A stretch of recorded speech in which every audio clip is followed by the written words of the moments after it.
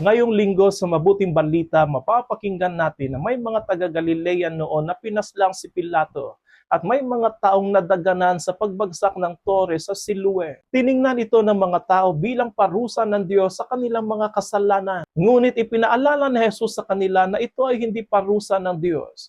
Pero kung sila ay hindi magsisi sa kanilang mga kasalanan at magbago, ay pwede din silang mapahama. Pagpapaalaala ito ng Panginoon sa atin na huwag humusga sa mga tao bilang mga makasalanan dahil lang sa kung ano ang nangyari sa kanila. Bagkus, tingnan natin ang ating mga sarili kung gaano tayo karapat-dapat sa Panginoon pagdating ng panahon. Paanyaya ng Panginoon sa atin na maging handa tayo dahil sa kahit anong sandali ay pwede tayong mapahama.